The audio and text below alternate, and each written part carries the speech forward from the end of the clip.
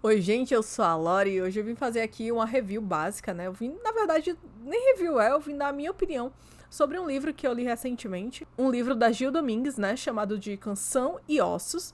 E foi um livro que eu li e eu fiquei muito inquieta. Na verdade, ultimamente eu vou ficando muito inquieta sobre algumas coisas que eu leio, que eu assisto. Então eu vou fazer esse canal pra comentar algumas coisas, pra dar minha opinião. E lembrando que essa é só a minha opinião, né? Eu não tô aqui tentando cagar regra em ninguém. Eu só vou dar a minha opinião sobre as coisas que eu assisto, que eu. Eu só vou dar mesmo a minha opinião, é isso.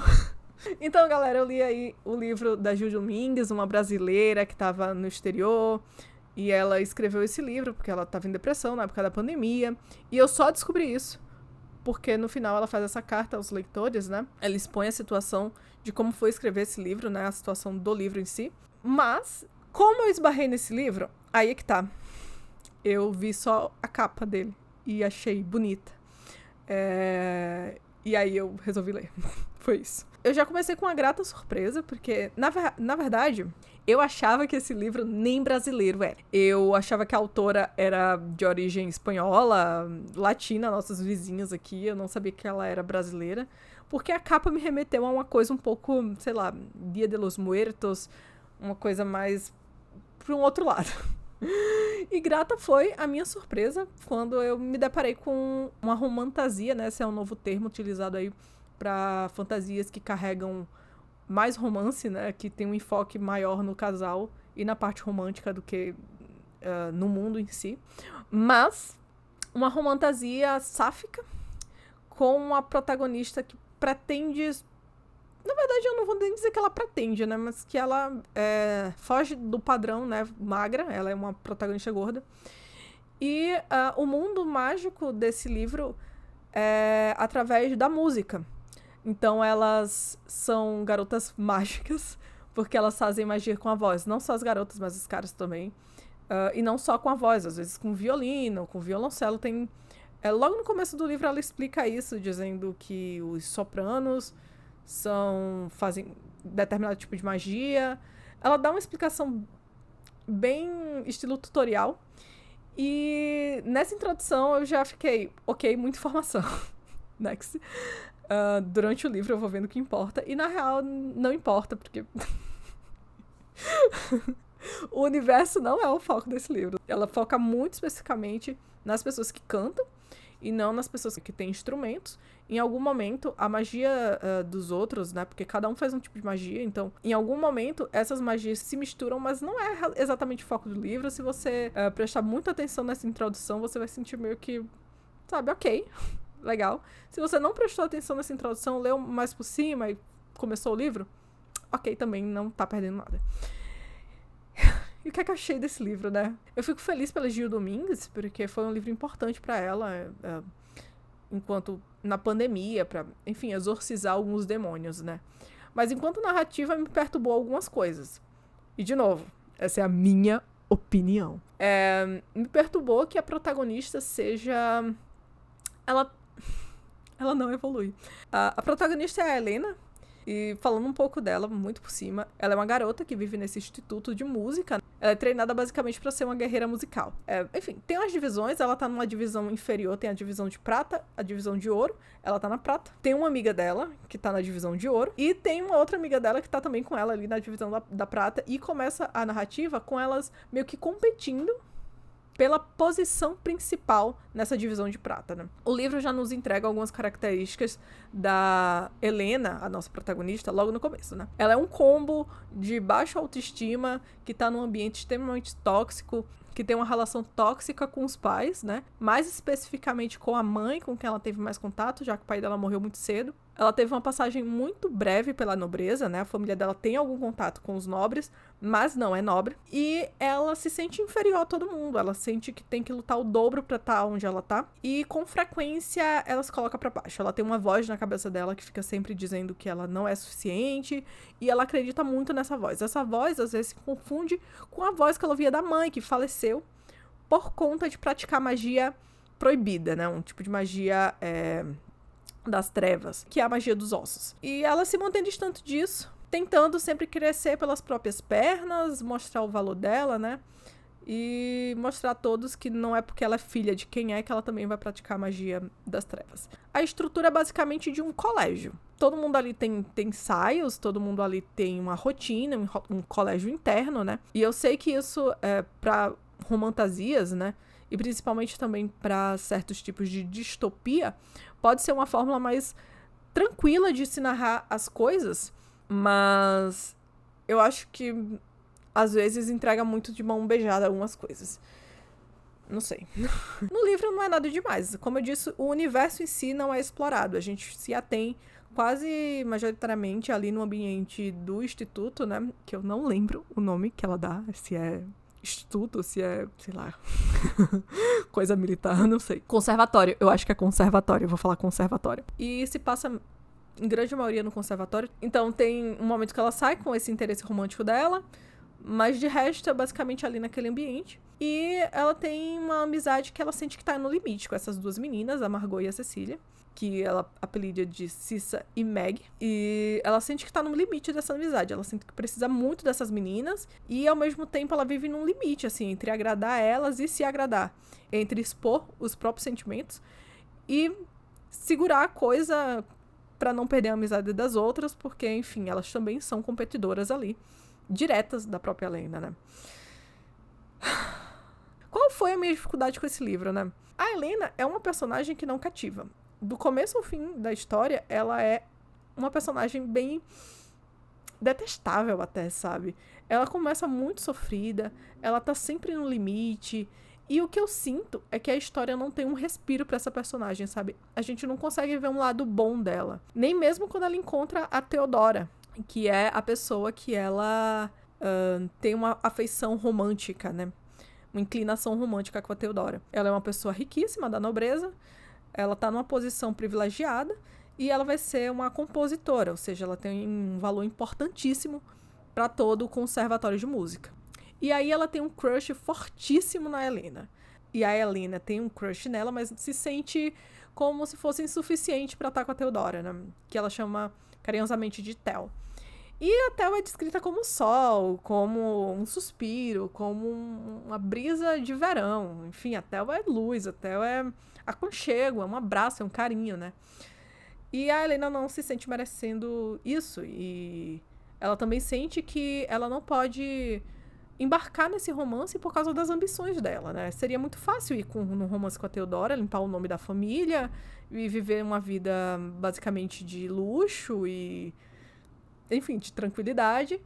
Mas ela quer mais da vida dela, ela quer provar o seu valor enquanto pessoa, e o único jeito que ela vê disso acontecer é sendo a soprana de ouro, né? Lembrando que ela tá na prata ali. Ela compete diretamente com a amiga Cecília, né? A amiga vence essa competição meio que por baixo dos panos, mentindo pra ela, dizendo pra ela, olha, eu não quero essa posição, mas aí do nada ela aparece com essa posição e toda amiguinha da maestro que rege ali os sopranos de prata. Então, assim, ela fica num loop eterno de eu não sou suficiente, eu não presto, eu não sirvo pra isso, eu sei que eu sou ruim, mas eu quero.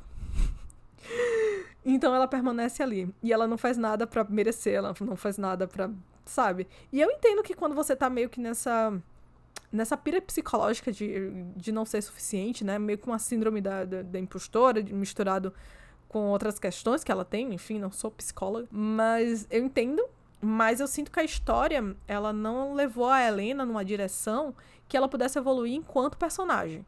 Eu entendo a Helena ali como uma personagem extremamente plana, que não ajuda o leitor a se conectar com ela. Eu acho que, nesse sentido, ela é muito precária. E aí vem a Theodora, que também não ajuda em nada essa personagem, assim, a crescer, a se mostrar. A Theodora era pra ser a grande sacada do livro. Eu sinto que a Theodora poderia ter um papel muito melhor se ela fosse realmente o respiro da Helena, mas ela não é. Ela é só mais um lembrete de que a Helena não vale nada, sabe? Até quando a Helena se permite estar com a Theodora, a coisa fica, sabe? Ela fica, eu não mereço ela, mas eu vou ficar. Eu tô indo contra as regras, né? Isso, e eu não falei de algo muito importante, né? Nessa narrativa, eu descobri bem depois que é inspirada também no Fantasma da Ópera. Então, tem um fantasma. E a fantasma é um romance sáfico, então a fantasma é completamente, sabe? Não sei, eu senti uma síndrome de Electra ali, sabe? Por parte da Helena. Porque por várias vezes ela se excita com a fantasma, enfim, tem cenas picantes da Helena com a fantasma. E a fantasma, ela de vez em quando utiliza o tom da mãe dela, da mãe da Helena. A Helena mesmo fala, Echo é o nome da fantasma. Echo disse, parece a minha mãe, ou coisa do tipo. Então fica meio que ali uma síndrome de Electra. A Helena tem muito essa necessidade de ter alguém dizendo o que ela deve fazer. E, enfim, é uma narrativa, é um livro de 500 páginas, mais ou menos, 400. Não tem continuação, é uma história bem fechadinha, que se resume ali no drama de Helena, mas Helena não cativa. Enquanto personagem principal, ela é muito rasa, os sentimentos dela são muito a mesma coisa, ela não evolui em nada e não cativa. A Theodora é outra que é simplesmente uma personagem extremamente... Ela consegue ser ainda mais rasa que a Helena, né?